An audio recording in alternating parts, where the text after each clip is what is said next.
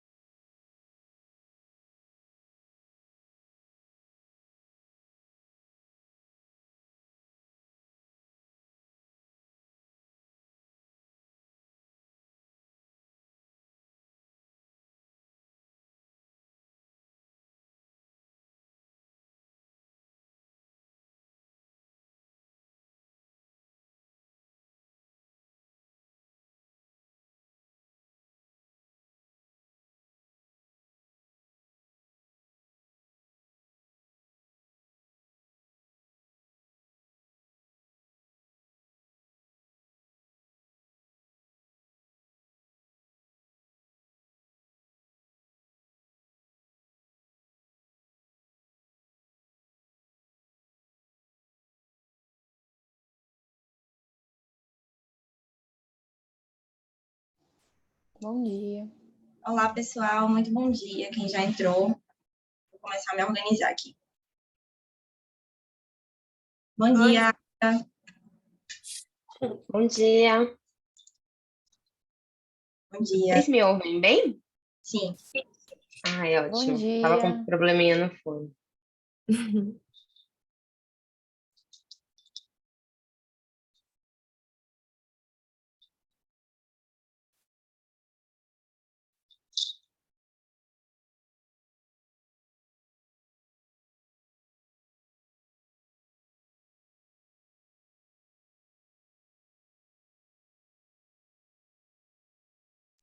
Agatha, tu lembra um dia que a gente começa a mudar plano de fundo, essas coisas? Vai nesse negócio, stop vídeo, aí tem uma setinha. Aí tu clica na setinha, aí choose virtual background. Acho que é esse. Ah, isso mesmo. Aí vai ter o maisinho, tu disse? Isso, Background achei. and effects. Pronto.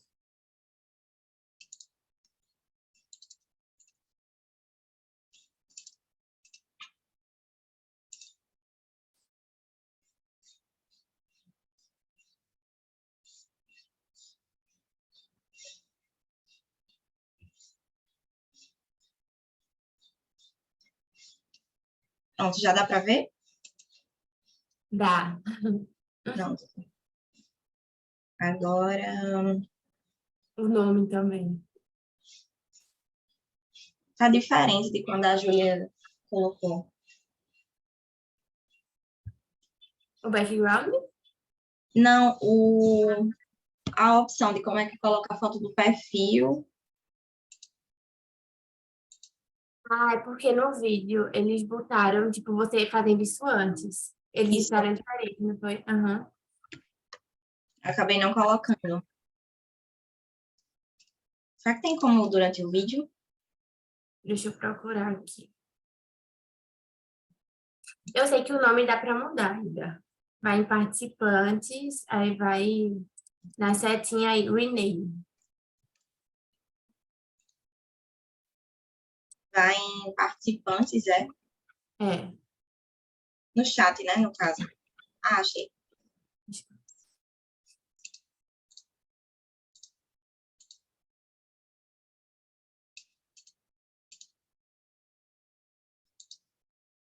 Não, no meu tá aparecendo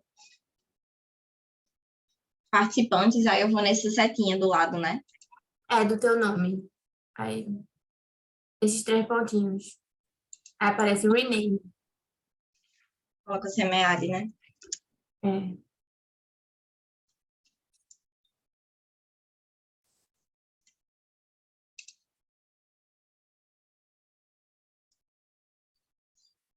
É, só a foto do perfil que não, que eu devia ter feito antes. Eu não tô Eu pensei que achando. era durante o Zoom. Aham.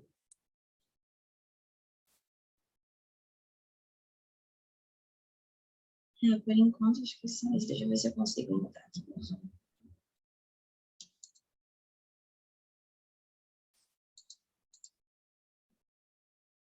É, porque eu cliquei no link e foi direto para a reunião. Não tinha a opção de mudar a foto, sabe? Aham. Mas eu acho que nem precisa, porque como vai ficar com a câmera ligada, né? Uhum.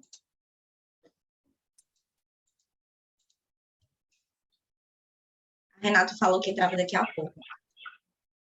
Ótimo.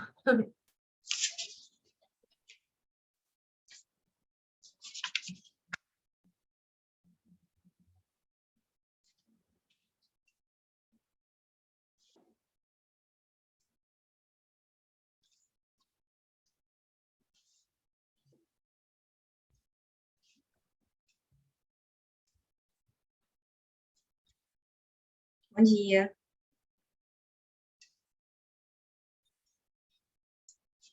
Bom dia. Bom dia, Kelly. Bom dia, Mary, tudo bem? Bom dia. Bom dia.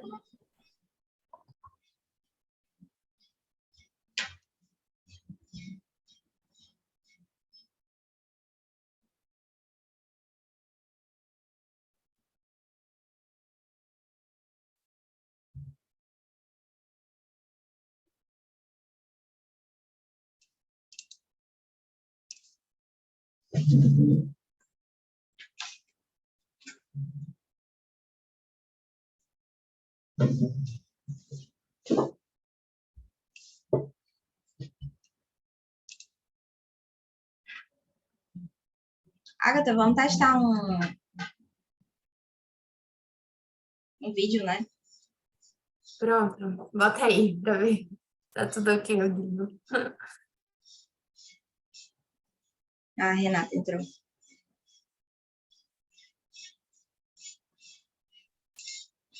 Oi, Letícia, tudo bom? Bom dia, professora, tudo bem? Bom dia. Desculpa, gente, eu tô com a voz acabada. Quase não falo. E é isso. Eu Vamos vou só, lá. Oi, pois não. tem que Pode falar. esperar para 8h30. Eu vou só testar um áudio aqui com vocês, ok? Para ver se tá tudo Ok. certo. Eu tô meio baqueada de gripe. Melhoras, professora. Obrigada. Tá dando para ver? Tá dando pra ver, Letícia? Vou só testar o áudio. Olá, pessoal. Olá, pessoal. Bom Sejam muito dia. bem-vindos a essa apresentação. Tudo ok, né? Sim. Sim, só um ponto é que aparece, eu acho que você deve ter um Mac, né? Ele aparece essas partes em cima, que são aquele painel flutuante. Então, quando você for apresentar, você oculta esse painel flutuante, tá bom? Porque senão Tá. pra gente fica uma caixinha preta aparecendo, tá bom? Tá, ok. Letícia, quem vai fazer o controle do tempo e a inserção do material é você, né? Isso. Certo. Já estão todos na sala? Se quiser, a gente já inicia ou espera dar Não, 8h30 vamos e esperar ponto. às 8h30, deixa eu só confirmar aqui. Então, Agatha e Letícia. Letícia, você vai apresentar um também, Isso, o primeiro trabalho sou eu e a Agatha, no caso. certo? Depois a gente tem Gabriela e Maiara. Alguma delas já está aí? Eu estou aqui já. Maiara, Bom né? dia. Gabriela vem, Maiara, bom dia. Sim, ela está entrando já também. Tá, tudo bem. E, por fim, nós temos... Ah, não, são 4 aqui. Carolina Tanassi, você encontra? Bom dia. Bom dia. E depois Kelly, Maiara e Marina. Kelly está aqui, Maiara também, né? Certo, vamos aguardar dar 8h30, aí a gente inicia, tá? Letícia, qual foi o tempo estipulado para essa sessão, para cada apresentação? As apresentações dos vídeos a gente expõe, tem 8 minutos, só que eu vi que alguns vídeos têm um pouco mais, tem vídeos que chegam a 11 minutos, então a gente reduz o tempo de debate. Eu vou passar Certo. o vídeo e a gente tem 8 minutos para pergunta, uma discussão, Certo. e aí já passa para o outro. Se Beleza. o tempo do vídeo exceder 8 minutos, a gente tem menos tempo para poder debater, para poder dar tempo. E aí, se sobrar tempo no final, acredito que vai sobrar, ou até às 10 horas a gente pode ficar discutindo, debatendo, trocando figurinhas. Tá bom. Então, vamos aguardar mais um pouquinho e a gente inicia já, certo? Certo.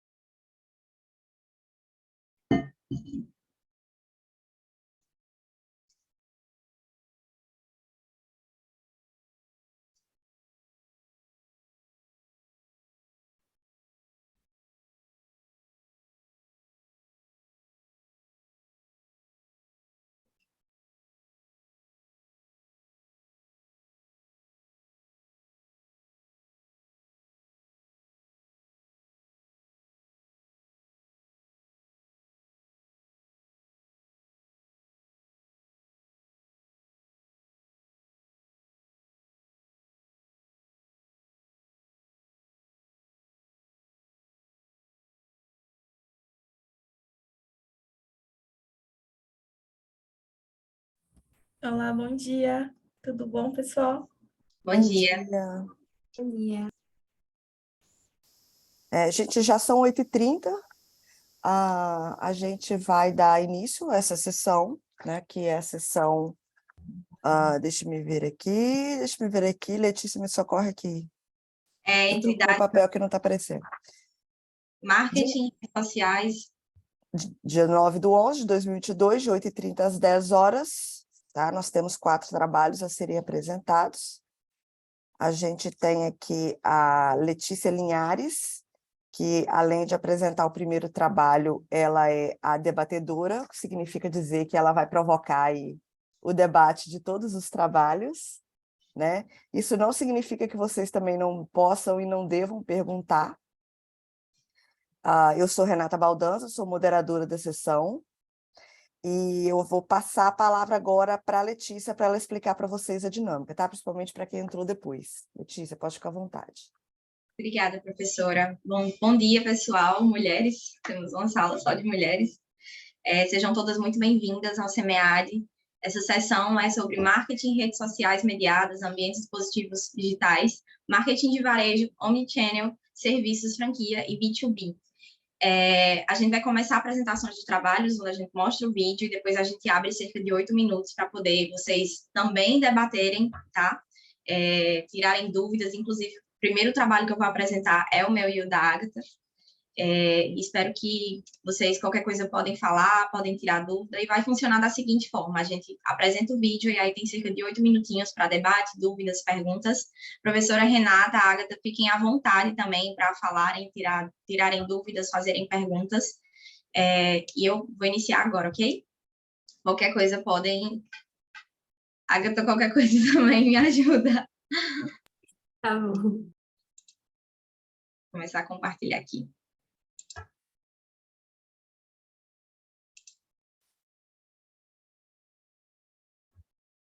Só tirar o botão flutuante. Tu lembra onde é a Agatha que retira? Agora ele tá diminuindo. Oxe, outro, Aqui ele sai automático. Eu acho que se você colocar em tela cheia, eu acho que isso se resolve, não? Isso. Apresentação, que tem como título... Olá, pessoal, sejam todos muito bem-vindos a essa apresentação, que tem como título Entre Dádivas e Pesares, reflexões sobre a profissão de influenciador digital lifestyle. O trabalho foi construído por mim, sou Letícia Linhares Saraiva de Alencar, pela Agatha de Souza Moura e Mariane Jéssica de Brito Silva. Todas nós somos da Universidade Federal de Pernambuco, eu e a Agatha somos mestrandas, e Mariane é professora na área de marketing digital. O trabalho, ele inicia com a introdução falando sobre influenciadores digitais, que são pessoas que construíram uma considerável rede social de indivíduos que os seguem, que são considerados críveis e autênticos por sua audiência. E sobre o marketing de influência, que é a estratégia de promover marcas no ambiente digital por meio do uso de indivíduos chaves específicos que atuam com perfis em mídias sociais, exercendo influência sobre os compradores em potencial. A introdução também a gente traz o objetivo do trabalho, que analisou-se que na pesquisa com a busca por credibilidade e autenticidade promovida pelos influenciadores para as marcas e para o público traz impactos positivos e negativos para indivíduos que adotam a influência digital como profissão. E conforme descrevem Ruder, Jones e Weidman em 2021, ao realizarem um estudo de revisão de literatura, eles definiram que não há pesquisas que refletem sobre as consequências negativas de ser um influenciador. No referencial teórico, nós trazemos os influenciadores digitais como profissionais de endosso, que são os influenciadores digitais, são um tipo de endossante independente de terceiros que molda as atitudes do público por meio de plataformas de redes sociais, conteúdos, e refletem opiniões e práticas, incluindo exposição da compra e uso de produtos. Isso de acordo com Friedberg, em 2010. E esse estudo, ele foi focado na categoria de influenciador lifestyle, que é aquele que mostra os estilos de vida, desenvolvendo conteúdos relacionados à moda, beleza, saúde, ativismo, artistas, humor, viagens, isso de acordo com o IEL, que criou essa categoria em 2020.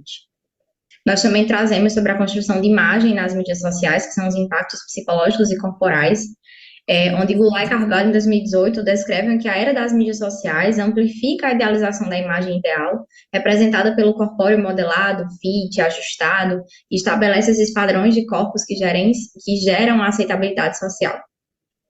E Campbell e Ferrell, em 2020, falam que essas pessoas se veem envolvidas na necessidade de manter uma imagem que garanta capital cultural e credibilidade. No caso, esses influenciadores digitais, as pessoas que passam esse conteúdo através das mídias sociais. Então, a gente vê que existem perigos das plataformas, dessas redes sociais, nas práticas e consequências emocionais, gerando impacto na saúde mental de crianças e jovens, cyberbullying, depressão no Facebook, automutilação, suicídio e cancelamento, que é extremamente falado, principalmente pelos influenciadores digitais, o medo do cancelamento. Então, caminhos teóricos devem ser percorridos em busca da compreensão e aprofundamento dos pesares do influenciador nesse estilo de vida. Nosso método é uma abordagem qualitativa, onde foram realizadas entrevistas individuais em profundidade com 5 influenciadores masculinos e femininos, permitindo identificar diferentes formas de perceber e descrever os fenômenos. Uma entrevista guiada por meio de questões semiabertas, ligadas à influência digital, a rotina da profissão, a relação com as marcas, realização de procedimentos estéticos, aspectos psicológicos e os haters. Foi utilizado diário de campo para a inclusão de percepções prévias e foram escolhidos 4 participantes do sexo feminino e 1 participante do sexo masculino. Por que houveram mais participantes do sexo feminino? Por conta que essa profissão, ela existe demasiadamente do sexo feminino e é muito difícil achar participantes desse público do sexo masculino. E análise de dados, foi feita uma análise do conteúdo visando compreender criticamente o significado das comunicações e se o conteúdo manifesta significados explícitos ou ocultos. Então, foi visto que a análise de dados foi a mais importante e o que a gente mais adequou para utilizar nesse trabalho. E o perfil dos influenciadores digitais entrevistados, nós criamos um quadro para mostrar melhor isso. Os números de seguidores ficou entre 100 até um pouco menos de 200 mil seguidores nessa faixa etária, de idade de 24 até 31 anos, 34 anos. Como já não abordamos os nomes desses influenciadores para preservar a imagem destes, e nos resultados a gente vê que existem aspectos positivos de ser um influenciador, como o capital social, que as pessoas ganham status, reconhecimento, influência, o econômico por receberem, né, uma boa recompensa financeira, capital cultural por terem credibilidade para passar para esses seguidores, expertise, influência e autonomia e flexibilidade, principalmente dos horários de trabalho, eles escolhem os horários que podem trabalhar, os dias, enfim. Aspectos negativos também existem de ser influenciador, como a exposição intensa às pressões por conformidade social de opiniões e condutas, a jornada contínua, né, eles não definem aí o tempo, podem trabalhar mais ou menos de horas por dias e por semanas, e até mesmo em finais de semana, o medo do cancelamento e de perder o estado social, e a falta da estabilidade financeira. Existem meses que eles recebem muito bem e outros não. E a construção da imagem do corpo no ambiente digital, que são procedimentos como lipoaspiração e próteses, por exemplo, que foi falado nas entrevistas, foram citados pelos informantes como técnicas desejáveis, mas ainda não praticadas por questões econômicas e psicológicas, e a pressão estética que se dá, que todos os entrevistados falaram sobre isso, se dá por meio da cobrança dos seguidores e das marcas, e os influenciadores e suas relações com as marcas. Eles testam os produtos na decisão pelo anúncio, antes de divulgar esse produto que eles recebem para fazer uma parceria e divulgar. A transparência ao longo das postagens cotidianas, eles acham extremamente importante. A construção atenta da postagem de endosso. E eles têm a observância da congruência da história contada ao longo das postagens no perfil. Nossa conclusão, a gente viu que existiram contribuições para a literatura e contribuições práticas e sociais. A profissão de influenciador digital vem crescendo nos últimos anos, e estudos como este que a gente fez ampliam a discussão sobre a relevância do cuidado com os profissionais que atuam com a mídia social, e os resultados se limitam a uma categoria de influenciador digital que adota o acesso aos influenciadores digitais, que é difícil, especialmente aqueles categorizados como os mega influenciadores, que têm mais de 1 milhão de seguidores. A gente queria muito entrevistado um mega influenciador, mas nenhum nos respondeu, muito menos a assessoria desses mega influenciadores. E de pesquisas futuras, a gente sugere a realização de grupos focais com seguidores de influenciadores digitais, entrevistar os familiares ou parentes próximos desses influenciadores para saber a opinião destes, e buscar analisar os fatores psicológicos e sociais na percepção de outras pessoas. Nossas principais referências, e é isso. Muito obrigada. Bem, deu 8 minutos esse vídeo? Deu 8 minutos. Deu Passou 7 rapidinho. minutos e um pouquinho. Opa. Eu vou iniciar o tempo para a gente começar a discussão, ok? Certo, certo. Só lembrando uma coisa que eu esqueci de falar, pessoal. Pode falar. No final da sessão, eu vou deixar no chat alguns links, ok? Para a sala de network, se vocês quiserem participar após a apresentação de todos os trabalhos. Para avaliação da sessão também tem outro link. Eu também quero recolher a assinatura dos presentes e lembrar também a moderadora da sessão, Renata, professora Renata, para avaliação da sessão. Vou iniciar o tempo, ok? Certo, mas eu acho que é melhor você me lembrar isso no final, tá, Letícia? Relembro, com certeza. Porque eu tô bem dodóizinha e eu tô hoje meio passada. Sem problemas. Então tá certo. Iniciei. Gente, então, bom dia. A gente vai iniciar os debates aqui, tá? Eu gostaria de fazer alguns comentários, Letícia e... Meu Deus, cadê o nome? Agatha. E a Agatha, que meu papel caiu aqui, peraí. É porque eu tenho vários papéis. Eu tenho da sessão, eu tenho o artigo, eu tenho um monte. Uma coisa que me chamou a atenção aqui é a questão de vocês terem, logo no início, destacado a necessidade de mostrar uma boa aparência física em todos os momentos, né? Só que a gente percebe hoje que tem muitos e muitos influenciadores que, muito pelo contrário, eles têm uma aparência física até meio que, digamos assim, exótica, singular ou fora do padrão de beleza que normalmente a gente entende como sendo belo, né? Porque a estética ela tem um padrão temporal, digamos assim. Então, hoje, o que é bonito? Hoje, bonito é uma mulher mais magrinha, mais sarada, né? Há tempos atrás, inclusive, era só de cabelo liso, agora, graças a Deus, isso mudou, os cabelos cacheados voltaram à voga, né? Porque a gente tem muito cabelo cacheado, nós temos uma miscigenação capilar muito grande no Brasil, além de tons de pele, etc, etc. Mas, enfim, independente disso tudo, existem vários influenciadores que têm aí milhares e milhares de seguidores e que não seguem esse padrão de beleza, a não ser que a gente esteja falando de influenciadores de moda, de mundo fitness e etc, etc. Eu gostaria de saber se vocês chegaram a levar em conta isso na hora que vocês delinearam o artigo, ou se vocês quiseram realmente diminuir, né, afunilar isso para esse tipo de perfil de influenciador. Como é que a equipe, como é que a dupla pensou isso, se pensou? Bom, a gente pensou ainda na questão de que mesmo havendo, e dentro da categoria lifestyle que a gente utilizou, tem pessoas que realmente têm, por exemplo, são acima do peso, a gente colocou também uma miscigenação de cores das pessoas muito grandes, mas a gente realmente focou nessa questão que mesmo com toda essa abertura de poder usar cabelo, de poder não, né? Mas da miscigenação, de hoje, por exemplo, o cabelo cacheado ser algo muito mais bonito, muito mais utilizado, da cultura de corpos, hoje as pessoas poderem se expressar e não haver mais esse preconceito.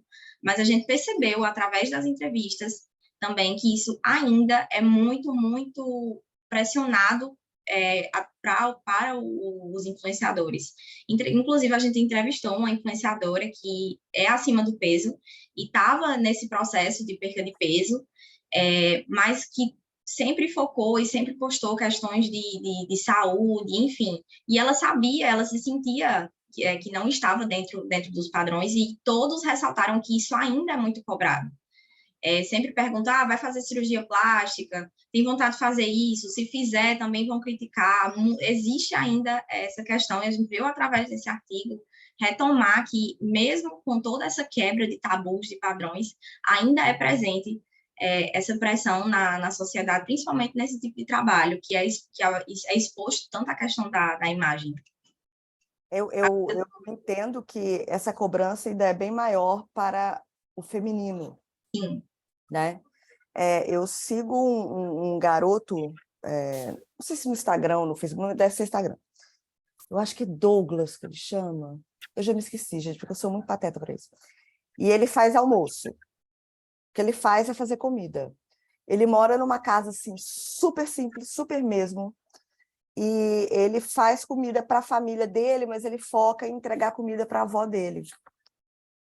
E ele assim, ele não é que ele é feio, mas assim, a estética por exemplo, do local, ela é completamente fora do padrão. É uma casa extremamente humilde, que é no tijolo, não sei, acho que nem uma parte nem tem reboco, é telha de amianto. E ele faz a comida com muito capricho. Você vê que as panelas estão todas muito velhas, o fogão muito velho, e ele põe a comida numa baciazinha para dar para a avó. E, a um dado momento, ele começou a ser criticado do porquê que ele estava dando comida na bacia para a avó. E a galera começou a bater em cima dele por conta disso, tá? Depois, em algum momento, se vocês quiserem, eu encontro aqui no Instagram e passo para a Letícia, ela repassa para quem está aqui na sessão. Eu conheço esse perfil. Conhece? Pois é. E aí minha cidade. Ele teve... em Crato, né? Isso, eu sou de Crato, Ceará, exatamente. E aí ele teve que se explicar, dizendo o seguinte: olha, gente, a minha avó gosta de comer na bacia, eu não estou dando na bacia porque eu acho que ela é um bicho, que ela é um cachorro, que não é nada. Ele não falou com essas palavras, ele foi mais simpático, mas a ideia foi essa. E daí as empresas começaram a patrocinar ele, mandaram um monte de bacias novas, mandaram panelas novas. Então, assim, isso foge completamente de qualquer padrão de beleza, ou de qualquer padrão estético, e deu muito certo, entendeu? Por isso que eu estou comentando com vocês que, assim, eu entendi que não é o foco do trabalho de vocês, mas como todos aqui são pesquisadores, né? É importante a gente entender e levar em conta essa relativização, isso, sempre da temática da gente, porque tem várias outras vertentes, né? Mas parabéns pelo trabalho. Oi, pois não, eu vou abrir agora a palavra para vocês, fique à vontade. 2 minutinhos. Ixi, Maria, falei demais, vou falar mesmo. Eu queria aproveitar e falar um pouco sobre essa relação, só que em relação às marcas, porque 2 influenciadores comentaram com a gente que a procura por eles é diferente. Por exemplo, uma delas tem cabelo cacheado, ela falou assim, não, eles procuram a gente para fazer uma publicidade de cabelo cacheado. Aí isso daí realmente eles veem, mesma coisa, outro influenciador que estava acima do peso. Aí ele falou, não, procura a gente para fazer campanhas sobre autoaceitação.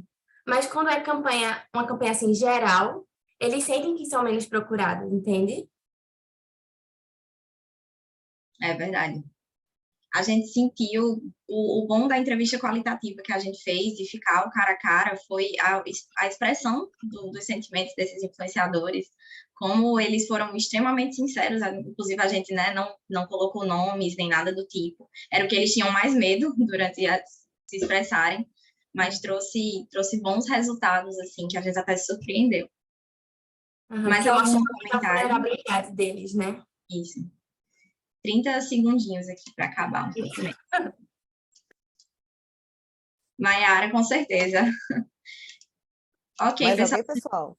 Se nem Não. mais um comentário, eu já vou para a próxima sessão. O próximo trabalho é influenciadores digitais como ferramenta para a construção da imagem da marca e intenção de compra de bebidas alcoólicas. Letícia, enquanto você passa o vídeo, eu vou descer para pegar uma água, porque eu Ok. estou precisando tomar alguma coisa, mas fique tranquila, porque como eu já li os trabalhos, eu já sei o que constam todos eles, tá? Ok, sem Fiquem problema. que eu volto já, tá bom? Ok.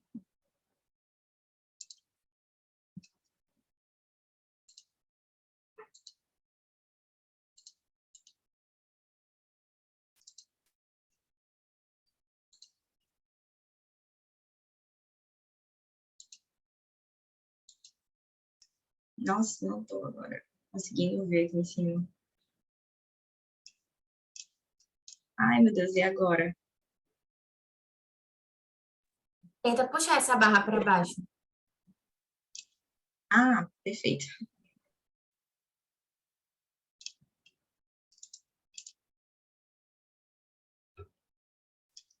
Começar. Sou Maiara Beth Bernardo e eu vou falar sobre influenciadores digitais. Olá, eu sou Maiara Beth Bernardo e eu vou falar sobre influenciadores digitais como ferramenta para a construção de imagem de marca e intenção de compra de bebidas alcoólicas destiladas. Bom, começando com um pouco do nosso contexto atual, né, da evolução da era digital. Hoje estamos extremamente conectados, o acesso à internet aumentou de forma exponencial, especialmente durante e depois da pandemia de Covid, né? Então, nesses últimos anos, mas a pandemia acentuou esse acesso também. Hoje, cerca de 60% das pessoas no mundo têm acesso à internet e dessas, 54% quase têm acesso às redes sociais, né? Inclusive, essas redes hoje já têm uma estimativa de receber mais investimentos do que a TV. As experiências também estão mais complexas, já que elas misturam no funil de jornada de compra experiências on e offline. E nesse cenário ficou cada vez mais evidente que é importante entreter e conversar com os consumidores do que apenas focar em conversão com mídias consideradas agressivas ou até mesmo interruptivas, né, como as tradicionais publicidades patrocinadas, banners e e-mails marketing. E nesse contexto entra também o marketing de conteúdo, que tem como objetivo informar, dar contexto, trazer relevância e mais informações para esse futuro consumidor de determinada marca ou produto, atendendo assim esses interesses e buscas e possibilitando uma maior conexão e profundidade de conhecimento sobre o tema, sem ter tanto esse apelo comercial direto. Quando nós falamos sobre essa nova era da informação, né, nós sabemos que as parcerias são cruciais e o marketing de influência é um bom exemplo, já que ele parte do princípio de que as pessoas são menos influenciadas por propagandas e mais por recomendações de terceiros, como amigos, familiares e até mesmo esses influenciadores digitais. Esses, inclusive, que têm como principais características o efeito eco, a exposição elevada, um grande share of voice, um alcance qualificado, eles podem colaborar na fase de consciência sobre produto e marca e, consequentemente, em aumento em vendas. Isso tudo, pois eles têm uma comunidade de seguidores que está conectada e engajada com tudo que eles produzem, né? Hoje, inclusive, nós já sabemos que 94% das empresas aqui no Brasil fazem ações com influenciadores e o Brasil já é o primeiro no ranking mundial de compras após a recomendação de creators.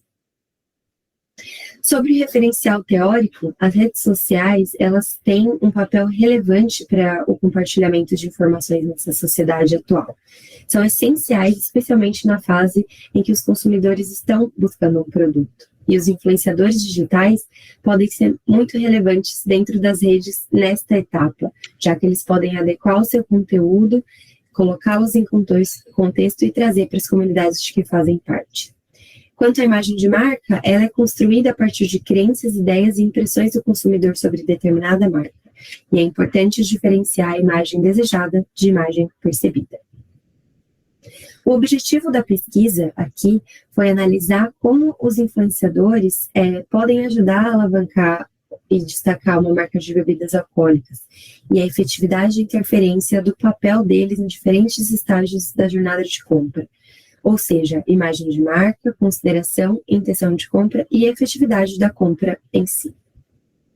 O método escolhido aqui foi um estudo descritivo e quantitativo, usando a escala Likert, e 2 trabalhos já publicados, né, como referência para questionário e para os resultados. São eles Souza, de 2019, e Hazak, de 2018.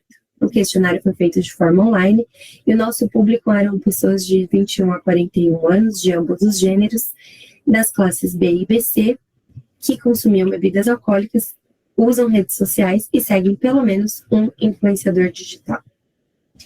Trazendo um pouco dos nossos resultados, com relação à amostra, nós tivemos 100 respondentes de 27 a 38 anos, tivemos um certo balanço com relação a gênero, né? A maioria dos respondentes vem do Sudeste, são graduados e pós-graduados e trabalham como autônomos e regime CLT, ganhando mais de R$ 6.500 por mês.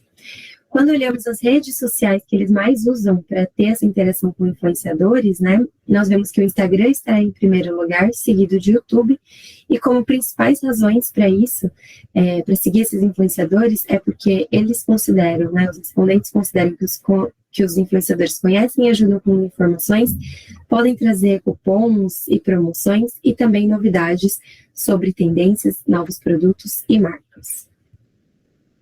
Ao observar a intenção de compra versus a recomendação por esses influenciadores, nós vemos que 43% dos respondentes concordam que compraria produtos recomendados por influenciadores e quase metade deles está aberto a aceitar as opiniões de influenciadores.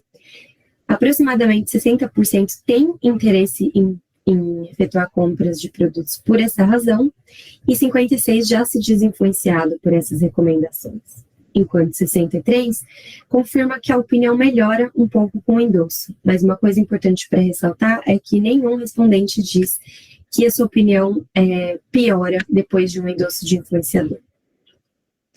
Quanto à relação, né, de fatores que aproximam as marcas dos consumidores durante a decisão de compra, nós trazemos aqui 4 pontos principais, como era de se esperar qualidade e preço, para quase 100% dos respondentes, o atendimento e pós-venda na sequência. Em terceiro lugar, nós temos o conteúdo e produto em uso, importante para quase 90% dos respondentes. Item esse que pode ser facilmente adaptado e aplicado, né, pelos influenciadores, trazendo aí, no caso das bebidas alcoólicas, receitas, falando um pouco sobre os produtos e mostrando eles em uso, né, mostrando como fazer drinks e tudo mais. Então, um item super relevante aqui. E, por último, a opinião de outros usuários no site da marca ou empresa. Então, por isso também a relevância de se manter um site atualizado, né, com todas as informações e o máximo de detalhes possível. Quando olhamos as redes sociais e influenciadores versus a compra de bebidas alcoólicas, mais especificamente, nós vemos que 72% concorda que as redes sociais ajudam a ter essa lembrança de marca de bebidas alcoólicas. Quase metade dos respondentes afirma que a probabilidade, a possibilidade de comprar uma bebida alcoólica depois da recomendação de influenciadores, e 50% já comprou bebidas alcoólicas 2 vezes ou mais depois de receber essas recomendações, né? E um pouco mais de 80% considera a opinião de amigos antes de comprar uma marca de bebida alcoólica, depois da avaliação do produto no seu próprio site, né? E a procura em ferramentas de busca. Então, a gente consegue observar aqui com esses dados que as indicações dos influenciadores podem até não afetar diretamente a decisão de compra, mas pode contribuir muito para a lembrança de marca e para a consideração. Bom, partindo para os pontos conclusivos aqui da nossa pesquisa, nós comprovamos com esse estudo que o marketing de influência ele traz profundidade e conexão, vai além das publicidades tradicionais, isso muito pelo fator de confiança estabelecido nas comunidades, né, criadas pelo influenciador e seus seguidores, por serem identificados como fonte de tendência, novidades, né, sobre marcas, produtos e, enfim, estilo de vida, esses influenciadores se mostraram peça-chave para a fase de awareness. E a consideração pelas marcas e intenção de compra melhoraram depois da recomendação de um influenciador, né?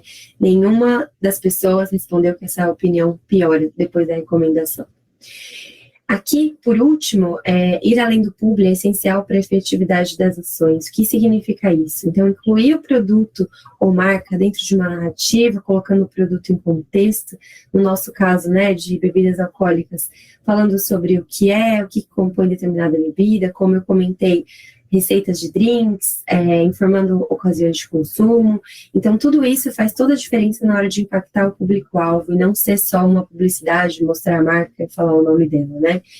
E é importante também essa cocriação e usar a linguagem já adotada pelo influenciador para ter ressonância com seus seguidores.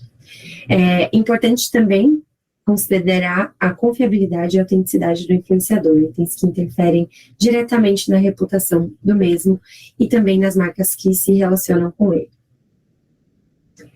Bom, eu gostaria de agradecer a Gabriela, que esteve comigo durante todo esse processo do trabalho apresentado aqui, e permaneço à disposição caso vocês tenham alguma dúvida. Muito obrigada e até a próxima. Obrigada, meninas. Parabéns pelo trabalho. Letícia, eu vou te pedir um socorro aqui para puxar minha filha, até que eu consiga melhorar a minha voz. Eu acabei de tomar um remédio aqui. Vai dar certo. Se você puder começar o comentário. Até porque do primeiro eu simplesmente tomei o tempo inteiro, então eu vou ficar quietinha agora para o pessoal falar. Sem problema, vou iniciar o tempo, meninas. Vocês têm 7 minutos, um pouco a menos, por conta do vídeo extrapolou cerca de 1 minutinho e alguma coisa, ok? Bom, primeiramente, parabéns pelo tema, achei muito interessante. Só algum comentáriozinho. Durante a leitura do trabalho, eu senti falta, no referencial teórico, de um tópico dedicado só à questão da venda de bebidas alcoólicas ou do marketing envolvendo bebidas alcoólicas. A gente sabe que houve uma mudança enorme em relação a isso. A questão até da inclusão das pessoas nas propagandas, como é que isso acontece. Vocês podem falar um pouco do histórico também relacionado a isso, acho que seria interessante. E depois usar esse referencial também nas conclusões, nos resultados, para poder fazer uma relação bem legal. Eu senti falta só dessa questão. Eu achei interessante um ponto relevante também na questão do Facebook. Vocês falaram que realmente o Facebook é a rede social mais utilizada no mundo, mas foi com menos pessoas interessadas, né, e acabou se tornando irrelevante para a pesquisa. E, então, seria interessante explicar o porquê disso. Será que tem alguma explicação científica? Será que algum autor já falou sobre isso? Por que será que essas pessoas usam mais, por exemplo, o TikTok, que é uma rede tão mais nova, que entrou agora como rede social, e tanta gente utiliza, né, juntamente com o Instagram? Meus comentários são esses. E, no mais, parabéns. Agatha, se tem algum comentário, professora Renata? Pessoal, nenhuma pergunta, nenhum questionamento? Nada? Então, eu vou fazer um questionamento para vocês, tá? Eu não vi muito claramente aqui Eita, peraí, que eu peguei esse arquivo errado aqui. Aqui. Eu não vi muito claramente aqui no artigo de vocês potenciais dificuldades que vocês encontraram ao longo do percurso. Vocês gostariam de comentar sobre isso rapidamente? Bem rapidamente, porque o nosso tempo é... Eu acho que a dificuldade que a gente encontrou principalmente foi de achar trabalhos feitos anteriormente que relacionassem influenciadores e bebidas alcoólicas. Então, esses referenciais de trabalhos que a gente trouxe, eles tinham a ver com gadgets tecnológicos, tinham outras temáticas, outras áreas específicas, né, de produtos de consumo, mas não especificamente as bebidas. Acho que essa foi a maior dificuldade. A gente usou ali como base as questões apresentadas, mas a gente não tinha nada específico com relação a bebidas alcoólicas, e especialmente as destiladas, que era nosso foco ali. Acho que essa foi a maior dificuldade. Certo. Para mim, ok, Letícia. Quanto tempo ainda falta para esse trabalho? Ainda tem 5 minutinhos. Se alguém tiver mais algum comentário, alguma pergunta, senão Pessoal, eu passo adiante. vocês estão muito quietinhos. Vocês estão numa sessão para aprender, para apertar as meninas que estão fazendo os trabalhos, para torcer, espremer bastante.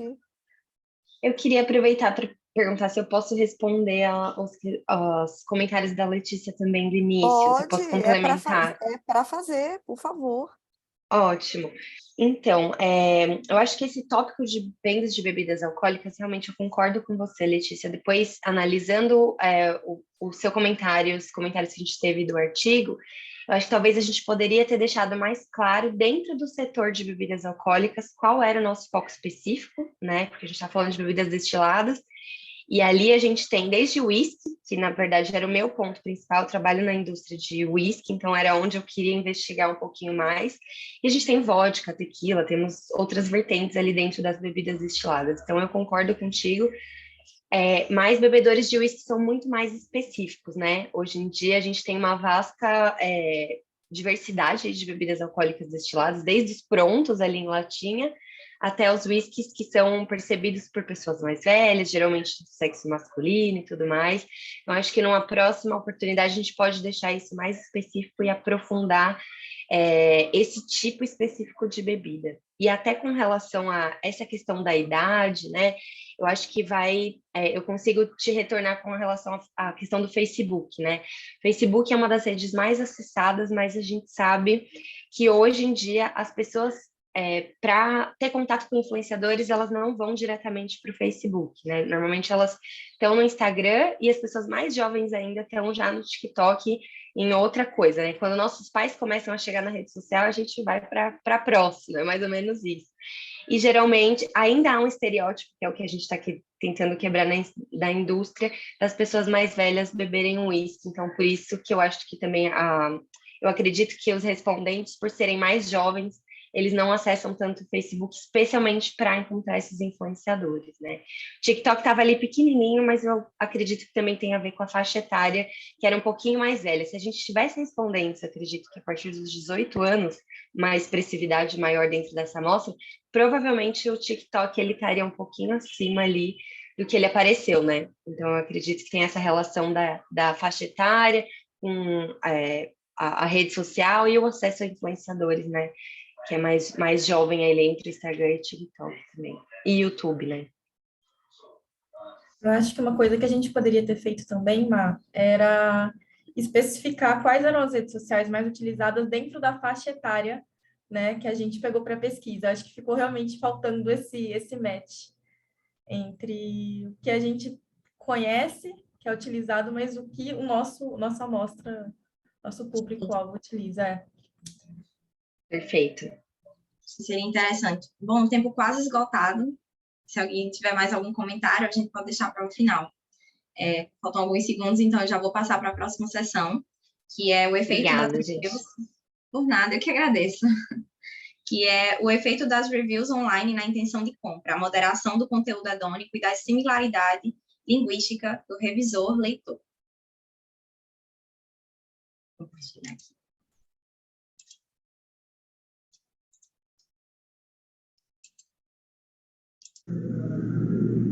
Olá, agradeço a todos. Estou aqui para apresentar o artigo O efeito das reviews online na intenção de compra, a moderação do conteúdo hedônico e da similaridade linguística revisor-leitor. Produção, né, o boca a boca ele surgiu quando as pessoas buscavam opiniões com parentes, vizinhos, conhecidos sobre determinado produto ou serviço, evoluiu com a internet, então à medida que a internet se difundiu, as opiniões deixaram de ser presenciais e passaram para o contexto eletrônico com uma amplitude muito maior.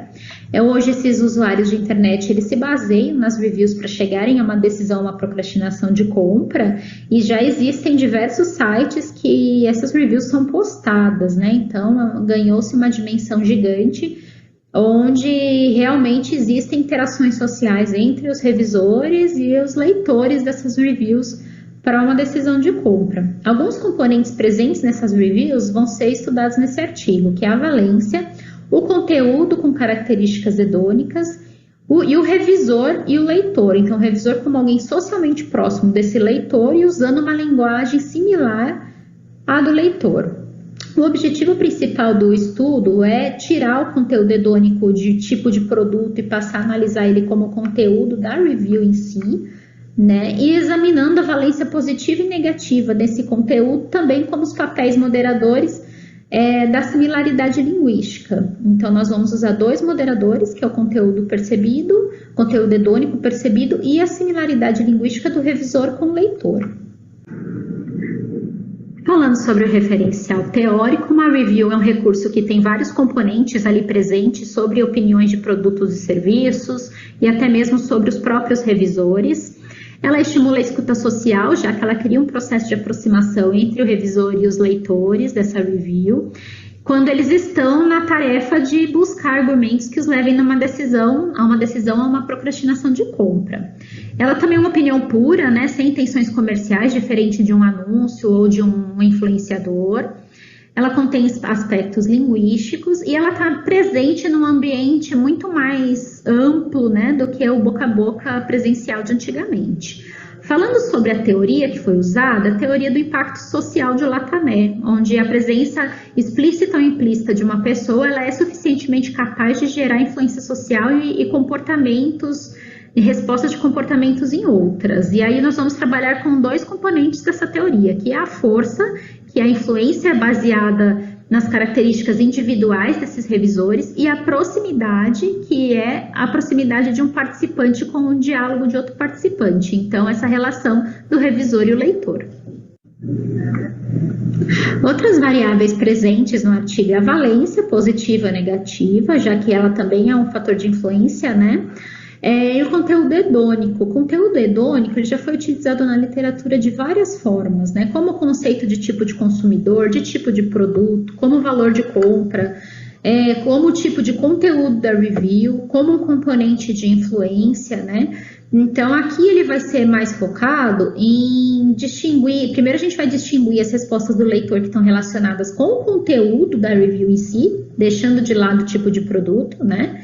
E verificar como que esse conteúdo hedônico textual das reviews influencia na intenção de compra. Então, aqui a primeira hipótese é que à medida que o conteúdo hedônico aumenta, a intenção de compra aumenta para as reviews de valência positiva e diminui para as reviews de valência negativa.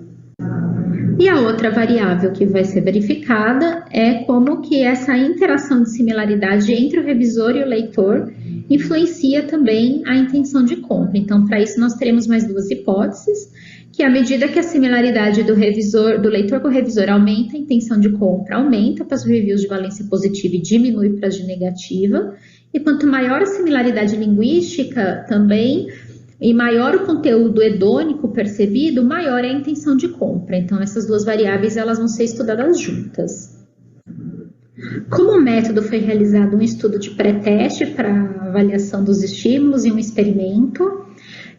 Foram usadas 4 escalas de intenção de compra, percepção hedônica, similaridade, credibilidade.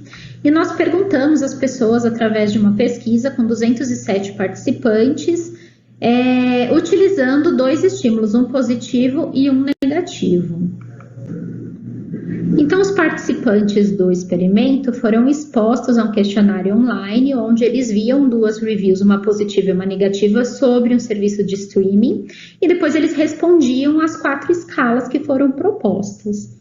Como resultado, nós tivemos que a percepção de valência, ela foi considerável, então teve um teste T que mostrou que esse estímulo foi bem absorvido, então as pessoas perceberam o que era negativo e o que era positivo.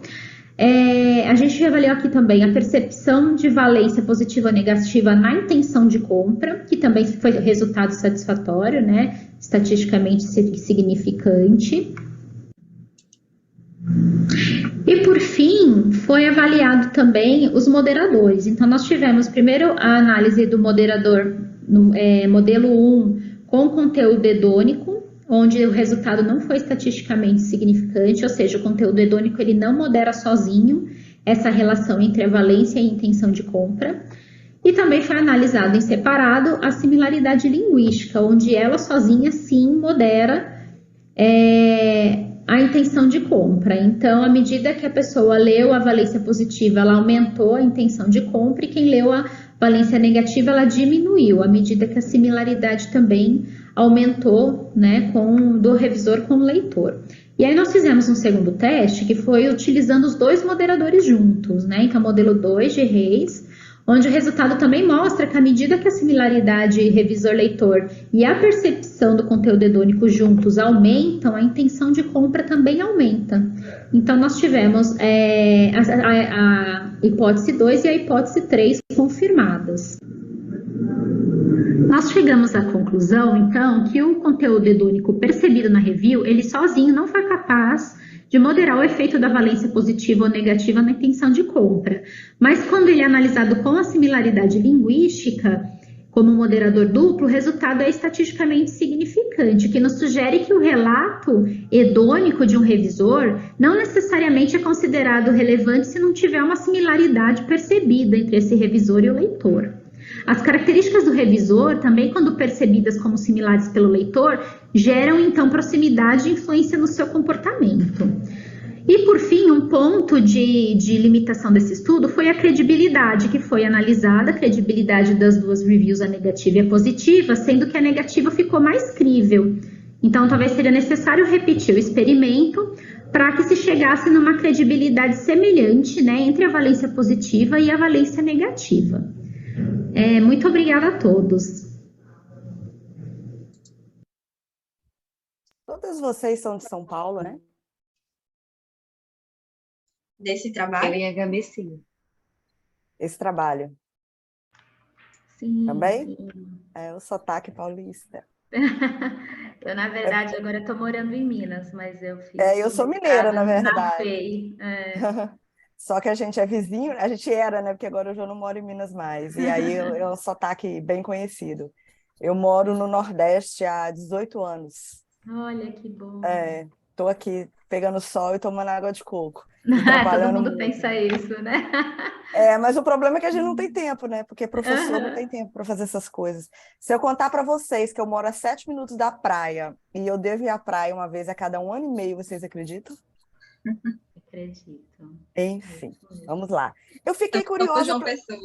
Hein? Eu também estou por João Pessoa, professora. Ah, você está aqui em João Pessoa? Isso. Também tem essa questão da praia, nunca eu frequentava com os estudos. Gente, é um sufoco. Olha aqui a minha morenice, que maravilha. Marquinha de biquíni 0. Vamos lá. Eu fiquei curiosa de saber como é que vocês chegaram à necessidade desse tema. Por que esse tema? Eu achei interessante essa junção. De onde surgiu isso? Foi alguma coisa prática que vocês observaram? Foi tipo assim, precisava fazer algo e fiz? Veio de alguma disciplina? Como é que foi isso? Fiquei curiosa para saber. Eu, na verdade, eu sou formada turismóloga, né? Minha graduação. Sim.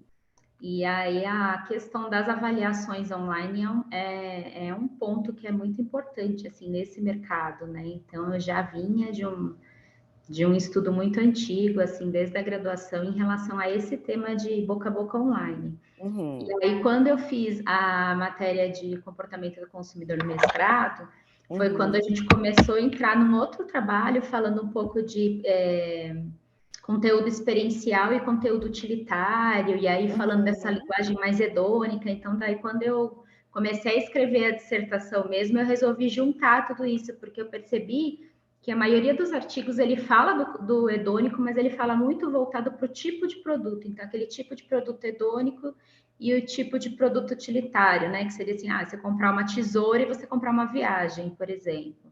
Mas ele não se aprofundava nesse contexto das palavras.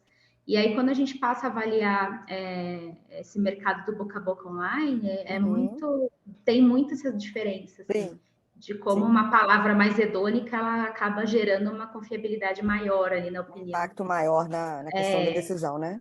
Foi mais ou menos nesse sentido que a gente chegou a esse tema. Você fez esse trabalho com uma professora, é isso? Foi, com a professora Melby. Ela não é a professora de comportamento do consumidor. Ela é a professora de comportamento do consumidor da FEI, né? Foi minha orientadora do mestrado e nós fizemos esse trabalho juntas. Tá certo. É o que gerou a minha dissertação, no fim. Ah, sim. É porque você aprofunda muito em algumas coisas, apesar de ter um espaço bem pequenininho, né, para o artigo do SEMEAD, a gente consegue perceber que você tem algum nível de aprofundamento em alguns pontos, e aí eu fiquei curiosa para saber exatamente de onde tinha vindo, mas está explicado. Senhorita Letícia, senhora ou senhorita? Cadê ela? Oh, meu Deus, será que ela caiu? Letícia? Eu acho que ela caiu. Vamos esperar um pouquinho, tá, gente? Para voltar. Porque ela é a peça-chave da sessão. Ela que comanda os vídeos, ela que comanda o debate e ela que comanda tudo.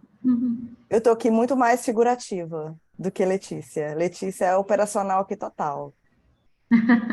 Deixa eu ver com ela aqui no WhatsApp. Espera um pouquinho. Ok. Eu estou com ela no WhatsApp aqui.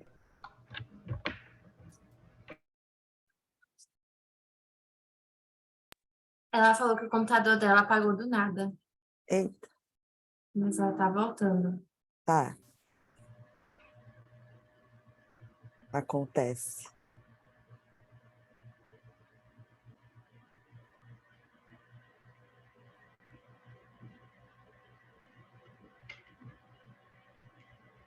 Eu não caí não, Letícia. Tá todo mundo aqui. Quem saiu foi só você, tá? A gente está te aguardando aqui, fica tranquilo. Bom, gente, se alguém quiser tomar uma aguinha rapidinho, tipo de 1 minuto e meio, se quiser ir, pode ficar à vontade, tá? Que eu acho que é o tempo dela reiniciar o computador dela. Eu acho que eu vou aproveitar então e falar. Eu vou ter que sair um pouquinho mais cedo do final da sessão. Daqui a pouco eu já vou ter que sair. Então, desculpa, pessoal, por não ficar até o fim. Mas eu tenho uma reunião aqui do trabalho, eu vou ter que estar presente. Obrigada, já agradeço. Obrigada pela participação. Eu também, gente, parabéns para todos os trabalhos, foram ótimos. Eu não sei se a sessão fica gravada, fica, né, para a gente assistir depois. Eu acho que está gravada. Ai, perfeito, perfeito. Muito obrigada, parabéns. Ela pediu para eu mandar o link. Acontece que eu não sei se eu consigo mandar esse link para ela. Ela tá entrando. Tá entrando? Minha internet caiu. Conseguiu? Voltei. É porque eu não sei se eu consigo te mandar esse link. Eu entro direto numa janelinha Eu entrei no SEMEAD novamente e consegui entrar. Pois é. Por isso. Não, imagina. A gente agora vai passar para o quarto, tá, Letícia? Ok. Até perdi o rumo da prosa, né? Deixa eu iniciar Fica novamente. Tranquilo. Tá certo. Problemas técnicos. Sem Nós problema. vamos agora para a última apresentação do trabalho. Eu vou aproveitar e deixar os links das salas também no chat, ok, pessoal? Que é Marketing Tradicional e Digital. A realidade omnichannel transformou este cenário.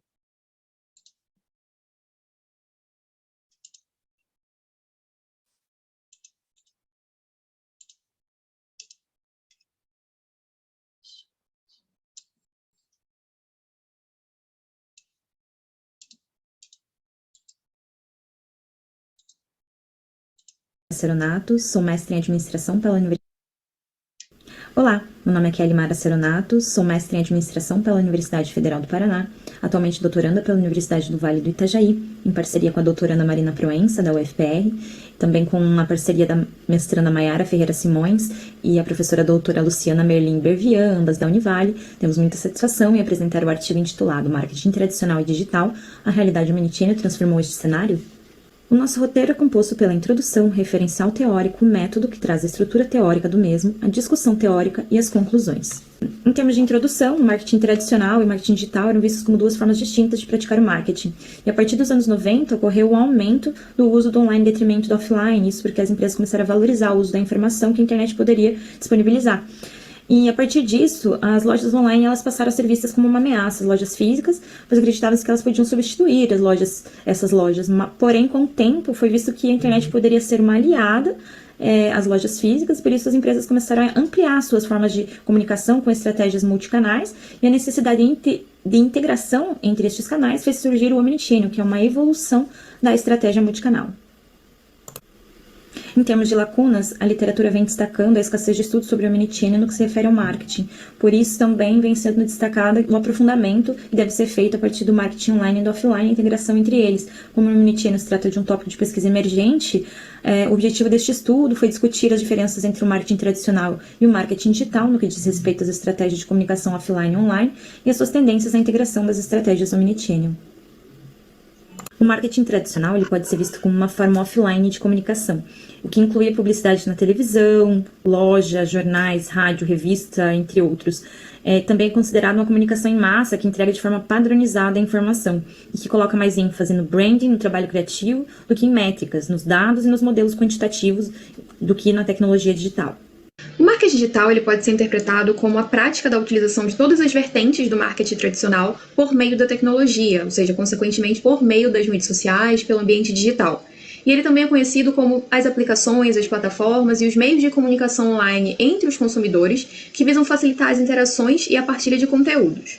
Por fim, a partir da literatura vista, pode-se perceber que há uma mudança no comportamento dos consumidores a partir da interação nas mídias sociais, a partir da utilização da internet, e a forma como as organizações são conduzidas também sofreu alteração. Então, criou-se uma dicotomia. Será que em algum momento as estratégias de marketing digital poderiam, de certa forma, suprimir o marketing tradicional? E por algum tempo, o marketing digital e o tradicional eles foram analisados como partes separadas e até excludentes entre si. Mas hoje a gente sabe que essa abordagem pode ser vista de forma integrativa, ou seja, utilizar as duas estratégias de forma combinada para que a empresa possa ganhar mais competitividade. E aí são feitas estratégias ou omnichannel ou multicanal. Na multicanal, a empresa utiliza vários canais e tenta otimizar cada um, mas não existe muita conversa entre eles. Já na omnichannel, que pode ser considerada como uma evolução da multicanal, a empresa entende que o consumidor pode estar hora no celular, hora na TV, pode ver uma mídia impressa, e ela busca fazer com que todos esses meios conversem. Ela busca integrar os dados da comunicação, entender a jornada desse consumidor, para que ele não tenha nenhum tipo de perda na experiência entre os canais.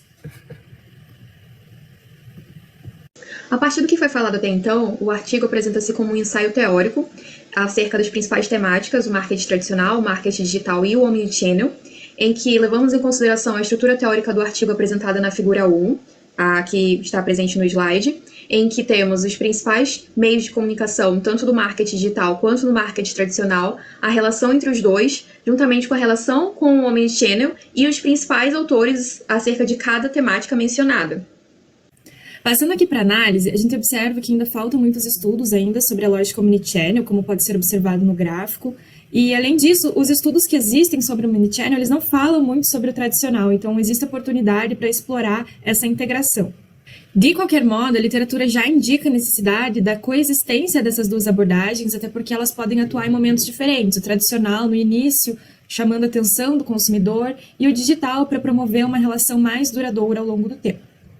Um exemplo da empresa que faz muito bem isso é o Metropolitan Museum of Art. Lá, eles, apesar de ter o local físico com todas as obras, as pessoas com o seu celular podem obter informações sobre elas, por meio de realidade aumentada também podem interagir muito mais, e aí eles conseguem promover uma experiência muito mais completa para os clientes. E aí a gente observa algumas tendências. A primeira delas é que a padronização já não é mais a regra, assim, a personalização, as pessoas querem coisas, produtos, promoções mais individualizados.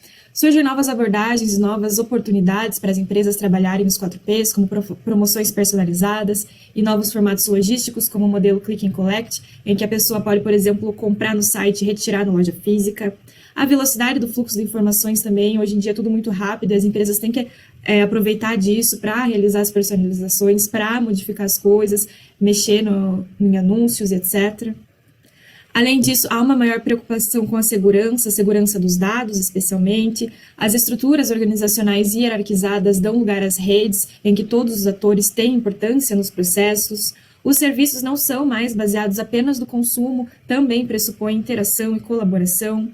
E, por fim, as organizações que surgiram com foco online estão indo para offline. Antigamente, a gente só via esse movimento contrário, mas hoje a gente vê também a importância da loja física para proporcionar essa experiência única.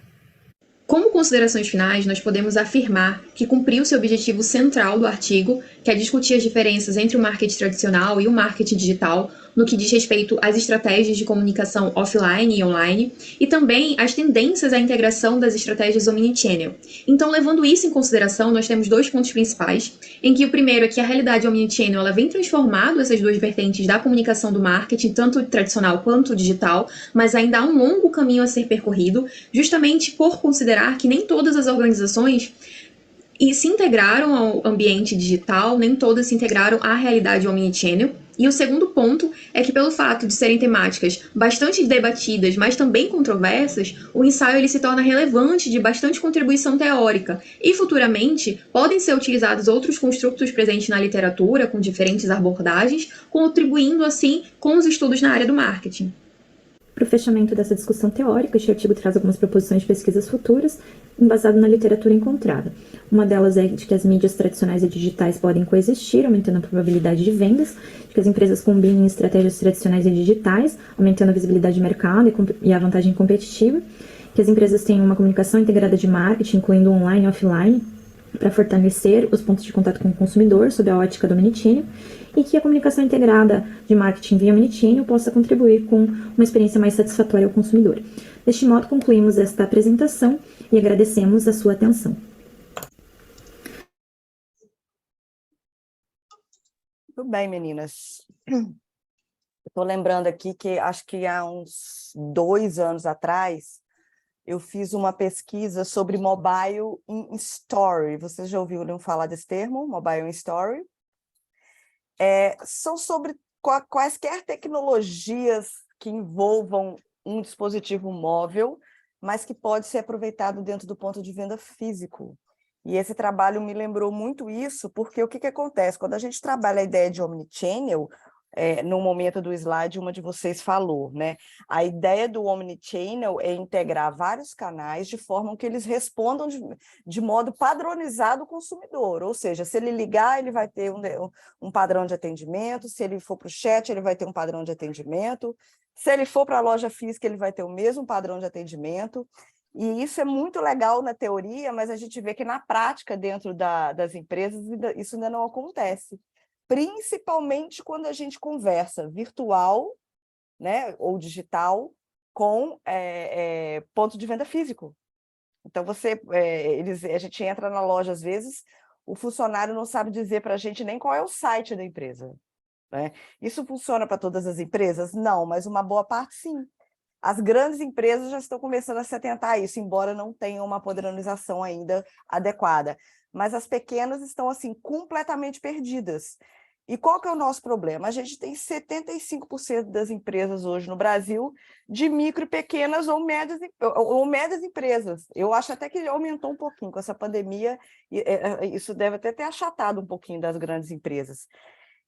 E isso é um problema. Então, assim, eu vejo uma importância muito grande no debate desse artigo, justamente para gerar insumo para essas organizações compreenderem a importância dessa condução linear, né? desses processos. Porque o consumidor ele não quer ser atendido de forma diferente, ele não quer ter uma informação no ponto físico e uma outra informação no telefone, por exemplo, ou uma outra informação no site. Então, eu achei assim, bem legal. Parabéns mesmo para vocês, parabéns para todas, né? Mas este último também, justamente porque trata dessa relação que ainda é muito delicada. Letícia, estou te passando a palavra.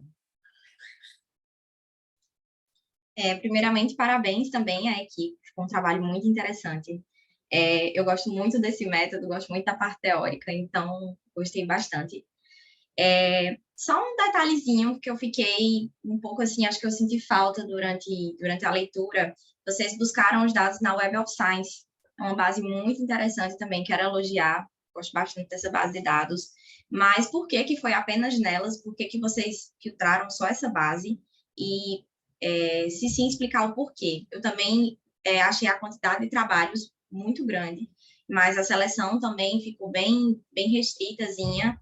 Mas, assim, uma dica que eu dou para os próximos ensaios teóricos, se vocês quiserem mudar alguma coisa nesse, às vezes, se você especificar mais a palavra-chave, o número de trabalhos diminui e especifica mais ainda só aquele nicho que você quer.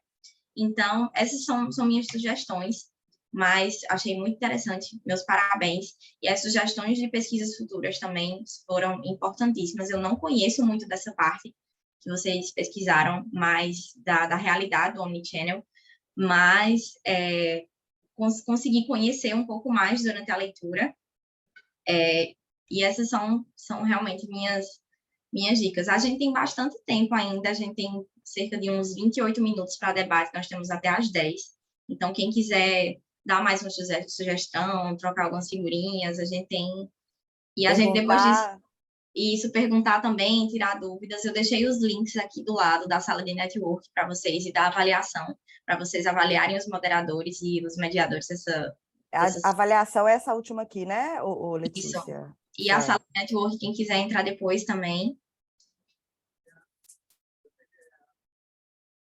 Nada, pessoal? Todo mundo quietinho? Isso, o pessoal está precisando tomar café, hein? Aqui, ó.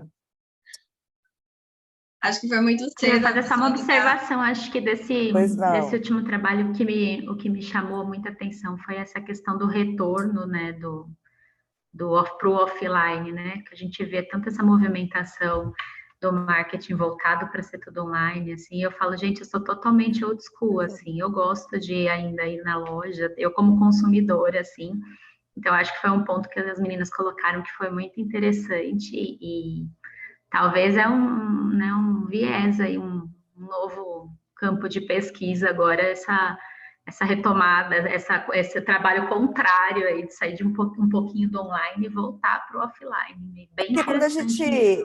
Foi bem colocado, Carol, porque, assim, quando a gente fala, por exemplo, de segmentação de mercado, né? A gente tem aquelas segmentações psicográfica, demográfica, comportamental. A comportamental, ela prevê, por exemplo, um consumo por uma oportunidade momentânea, por exemplo, tá? Então, o que acontece? Quando a gente trabalha o offline, né, que é o ponto de venda físico, muitas vezes ela entra também dentro dessa comportamental, porque às vezes você está precisando de um produto naquele momento, e você não pode esperar daqui a 3 dias para chegar. Sim. Né? Às vezes você está querendo um produto muito regional, que você sabe que tem perto da sua casa. Então, assim, o ponto de venda físico e a venda física, ela não vai acabar, eles vão coexistir sempre. E o marketing, da mesma forma, a gente tem públicos específicos para cada tipo de mensagem publicitária, né? Mensagem de propaganda. Então, se você pegar, por exemplo, o pessoal da terceira idade mais, que é acima de 75 anos, eles não vão estar ligados nisso, mas eles têm uma expectativa de vida aí de pelo menos mais 10 anos.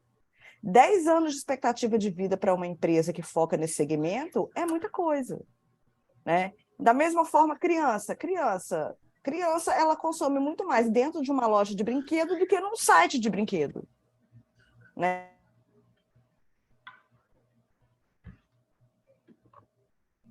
Deu uma travada. Travou. Travou um pouquinho. Vou falar aqui com ela.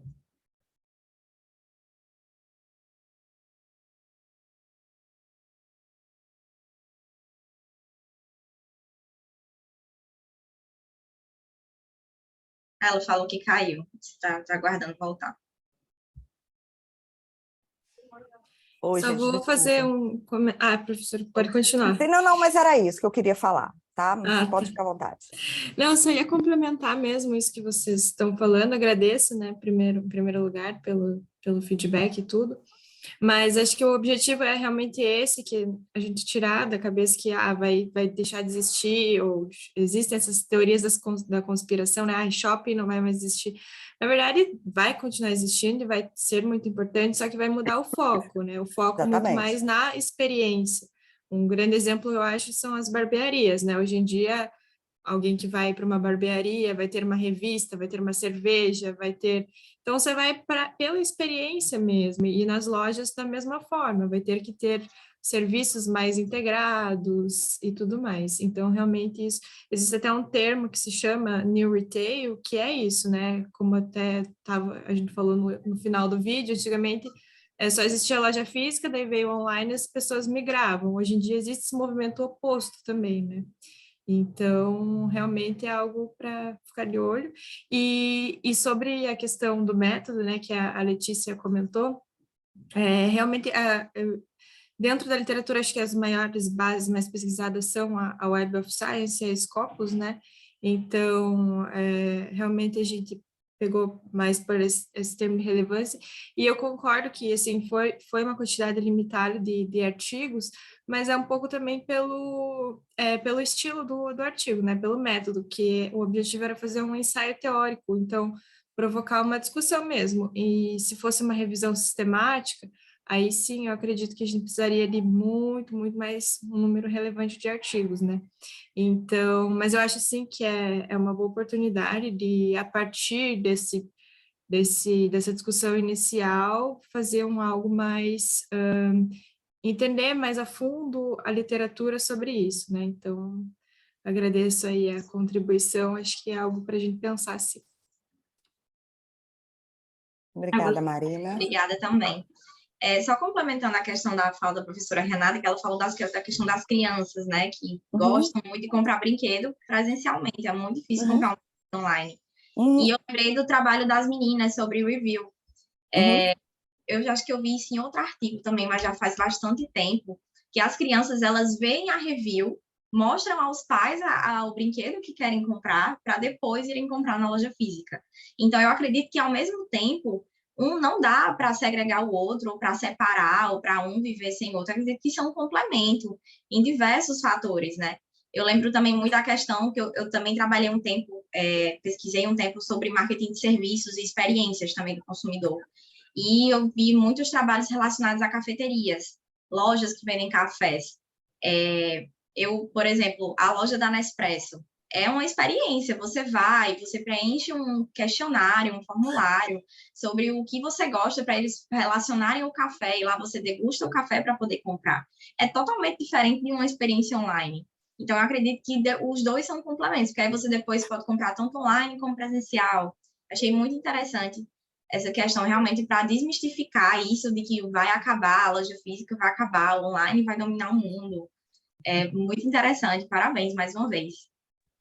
Eu queria fazer um comentário também. Obrigada aí pelos comentários e pelas perguntas, né, e tudo mais. A sua fala, Letícia, me deu alguns insights aqui, até a gente vai ter que trocar algumas figurinhas, porque eu estudo experiência do cliente na tese, né, e eu queria muito fazer um recorte com cafeterias, então a minha vontade é justamente pegar, né, com esse objeto de pesquisa, então já me trouxe alguns insights aí, achei bem legal. Exatamente, também bem interessante, vamos ter que trocar algumas figurinhas aí. Sim, eu posso deixar meu e-mail aqui, o meu WhatsApp, pra gente, porque eu usei esse tema de marketing de serviços, experiência do consumidor. A Agatha também pesquisa marketing sensorial, então também envolve muito. A gente pode trocar. Eu achei muitos trabalhos, teses, dissertações que falam só sobre as cafeterias, só sobre essas experiências cafeterias, que a gente pode trocar também. Vou deixar o WhatsApp aqui. Sim, deixa o seu contato. E assim, comentando sobre o artigo em específico,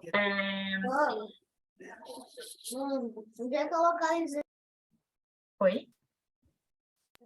Gente, é o meu pequeno me chamando aqui, vou fechar o som, desculpe. Não, tudo bem.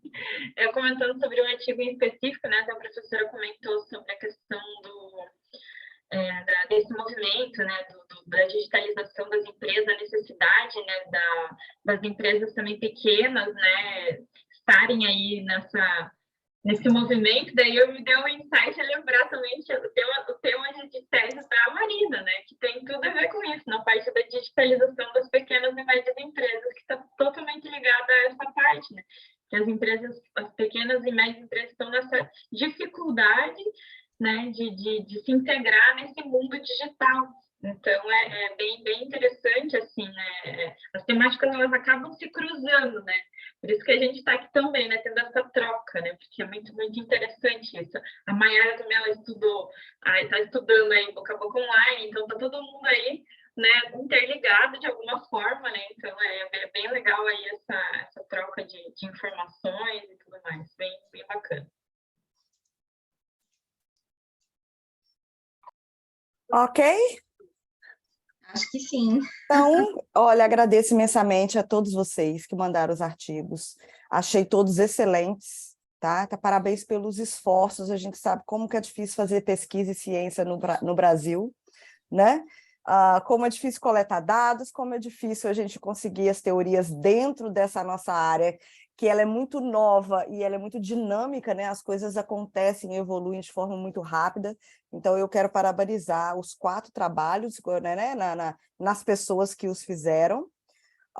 Eu, então, declaro essa sessão encerrada. Letícia, meu bem, obrigada, tá? Já te avaliei lá, você está super bem avaliada, tá? Pode ficar tranquila. E espero que vocês possam aproveitar bem o SEMEAD aí nas próximas sessões, ok? Quer falar alguma coisa, Letícia? Só encerrar mesmo e agradecer também. Muito obrigada, professora Renata, a Agatha também, que me auxiliaram muito. Desculpem alguma coisa, desculpem minha internet ter caído. É minha primeira experiência aqui como debatedora da sessão. Internet cai, fica tranquila. E parabéns também a todos que fizeram o trabalho, foram trabalhos riquíssimos, com muita troca, muita experiência, muita coisa nova também. Completando e concordando com a fala da professora Renata, é muito difícil fazer pesquisa no Brasil, então todos nós estamos de parabéns. Aproveitem o SEMEAD, é o meu 2º ano de SEMEAD e é um evento incrível, eu amo participar desse evento, participem o máximo que vocês puderem. Eu estou só virtual, mas mesmo assim é muito bom participar desse evento, sempre é bom participar de eventos. E parabéns e muito obrigada a todo mundo, tenham uma ótima continuação de evento. Obrigada. Parabéns. Muito Letícia, obrigada. você que encerra a sala, né? Oi? É você que encerra a sala, né? Isso, eu que encerro, pessoal. Então, o pessoal que vai para a sessão, dá tempo de tomar um cafezinho. Beijo para vocês. Continuem Quem quiser assim. saindo, eu vou ficar por último. Pode Tchau. deixar. Um beijo. Obrigada, Beijo. tchau. Não esqueçam de avaliar. Ok, bom dia. Bom dia.